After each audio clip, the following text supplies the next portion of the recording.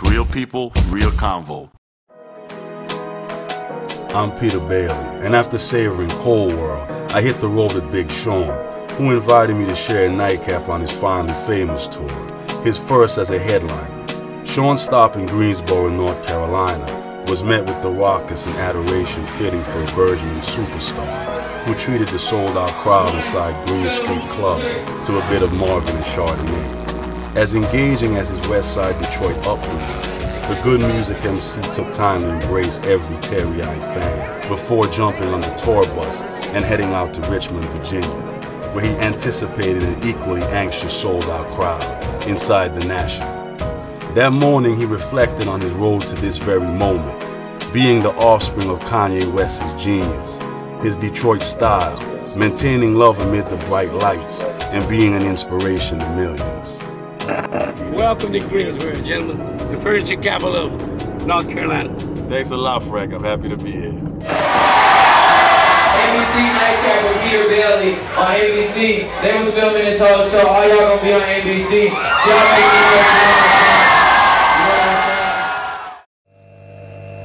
I'm Peter Bailey, and I just woke up aboard the tour bus with the man himself. That's right, man. We're in Richmond. Yes, sir. How was it sleeping on the tour bus? Well, I've had better nights, but it was it was good. I should say good morning, man. Yeah, definitely was good. The show last night, Sean, you know what I saw at the show? You really connected with your fans. Man, I just feel like, you know, people who go over and beyond for me, it's not even right to not get the same type of feeling and emotion back, you know what I'm saying?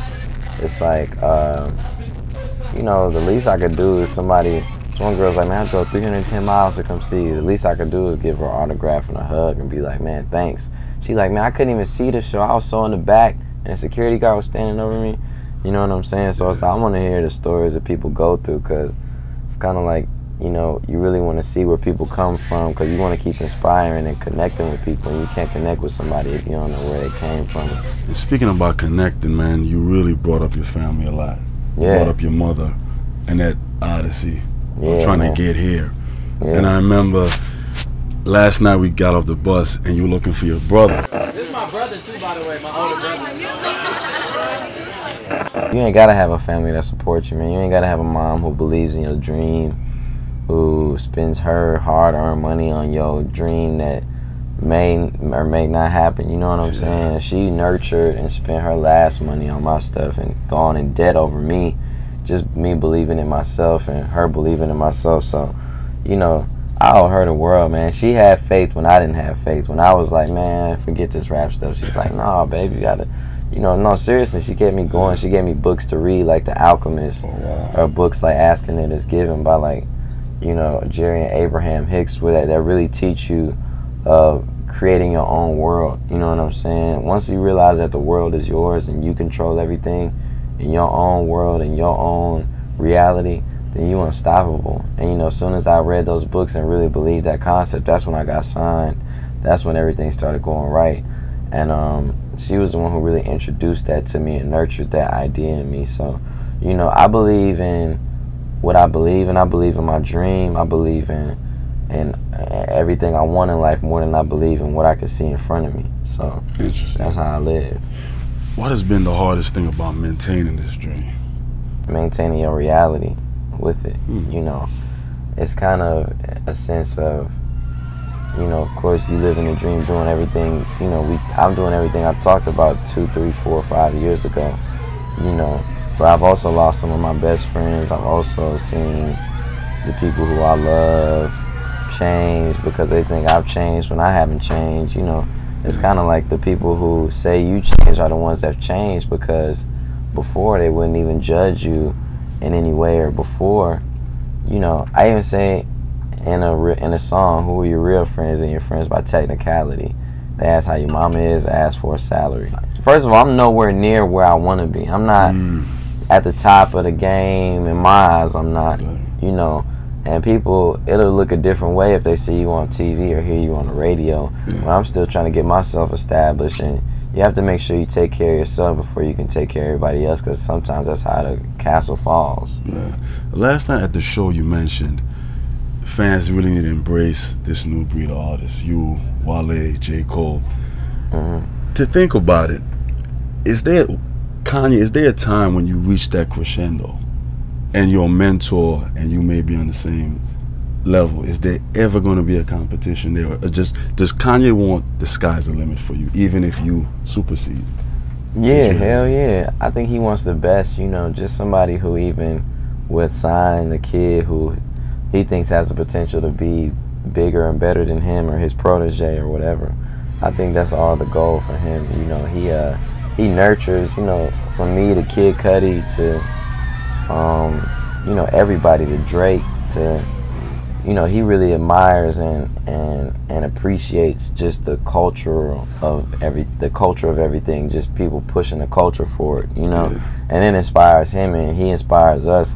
So it's kind of like bouncing off of each other. So I sit and realize how special it was that I rapped for him and he actually took the time out, listened, and signed me eventually, you know. Me and him have had talks all the time where, you know, I remember we were standing next to Jay-Z and he was like, man, you're going to be the best rapper, talking to me. He's like, you're going to be the best rapper. You're going to have your moment like all these other people be having their moments, this, and that's their moment. You're going to have your moment and be the best rapper. And we were sitting next to Jay-Z and I was like, damn, you know. And Jay was looking like, yeah, whatever. But, you know, the thing is, why not? I'm 23 years old. These are the people I grew up to. Why can't I strive to be better? Why can't I be better? You know what I'm saying? I saw Wale talking on the internet and he was like, man, why can't I have a classic album? Why can't I say my album gonna be better than Pac's album? If Pac was here, Pac would say my album gonna be better than Pac's album. You know what I'm saying? I woke up to my Twitter, that song with Nicki Minaj. How has that been working with Nicki? We kind of touched upon it a little bit. Man, it's going great. Nicki's a fun person. You know, a lot of people think she's stuck up or this and that, and she's probably one of the sweetest girls I've ever known. She just knows what she wants, and she's a boss like that. You know what I'm saying? She be looking good as hell. You know, speaking about looking good, she's a good friend of mine too. We talk from time to time. She's great. You're a very fashionable guy. I'm kind of been watching. You showed me. I made this shirt. And some of the other clothes that you're trying to come out with a whole fashion. What inspires your fashion? Man, I think fashion is inspired just by, it's an extension of you, your style, you know. It's just, I'm from Detroit. We Detroit players. You hear people like Big talk about Detroit players or Snoop or Jay. It's because we got that certain style, man. And it's just like, whether it's the music, you know, from Jay Dilla to Eminem. I just feel like making my own clothes because it hasn't been clothes that be exactly what I want. You know what I'm saying? What exactly you want? Man, it just depends. Like, for instance, for my black Adidas, I wanted some black Adidas, but I wanted my Adidas snakeskin black. You know what I'm saying? Like, they ain't got no snakeskin black Adidas, so I made my own. You know, like I showed you some of the pieces last night that I made myself. You know, just some of the t-shirts I make. It's just, why not? You know, I just want to have fun with it. Beyond all that, you know, you mentioned stereotypes in the culture. The music, man. Beyond the bright lights, what does the music mean to you? Man, the music means a way of expressing myself. It's a way of supporting my family. It's a way to a better life. It's a way of life. It's a way that I'm able to see the world, go all over the world, and expand my mind and be a leader for young people. You know, I was talking to my mom, but I was telling her, like, man, you really raised me right. And I really made her proud. She said she went back to her hotel room and cried because I was like, man, I want to be a leader to this young nation, to a popular leader for black people, for people in general. But, you know, and I'm willing to make my mistakes and make my mistakes with people so they learn from my mistakes. And hopefully the music I make can influence and inspire people just as much as you and Dad inspired me. You know, Tupac was a great leader to me. You know, he went through a lot. He wasn't perfect. He was, you know, thug life, this and that. But he also, there was a lot of positivity about him, you know. And even Biggie and a lot of people. So I just want to be a positive influence to the young crowd. Make my mistakes, you know, growing up as a man. And hopefully people can learn from them, you know. Some of those mistakes. You're 23, man. You got the world at your fingertips. I was loving dating. Or is it possible? Yeah, you know, it's possible, man. It's definitely something hard. I had a girl who, you know, since before everything happened, before all this took off when I used to go visit her up in Michigan State, would let me sleep on her couch, you know, to when we started dating and I was performing at clubs with 100 people.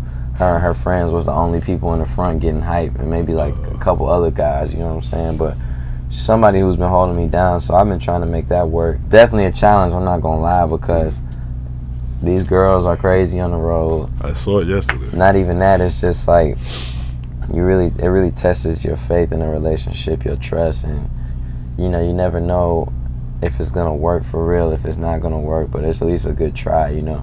Finally, Sean, you know, you speak about Detroit, and we know Detroit. Hell yeah. Know about the D. If you could look at a kid right now that's trying to squeeze $1 out of 2 pennies like you were at one point, trying to make this dream come alive, trying to realize it, what would you tell him, man? And I would tell him, have faith in yourself more than you have faith in what you can see with your eyes, because, you know, your eyes, everything you see is just visual, man, and stuff is way more realer than that. What you can feel with your spirit and what you can feel with your heart is way more realer than what you can feel with your eyes, man. So just keep that faith. You know, believe in it more than you believe in everything else. And if you're supposed to do something, listen to your heart. It'll let you know if you're doing the right thing, man. You know that feeling you get when you're doing something right and doing something wrong, man. And that you'll get that same feeling when you're on the right path to success. And, you know, always follow your heart, man, because you never want to look back wishing you woulda, coulda, shoulda did anything. That's probably the most depressing thing in life. Yeah. You know, I've shared a lot of nightcaps, and I enjoy sharing this nightcap, not because Mr. I do it or the accolades or whatever. Yeah.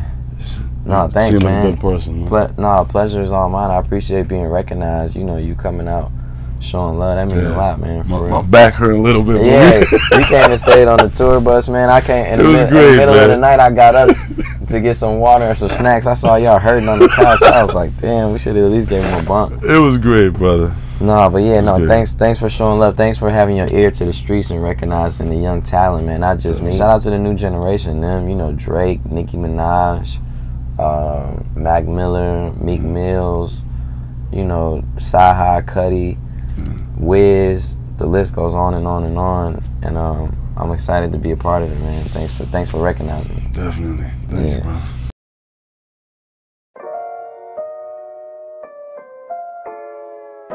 Alright, I'm a big fan of Big Sean's. I have been since he came out.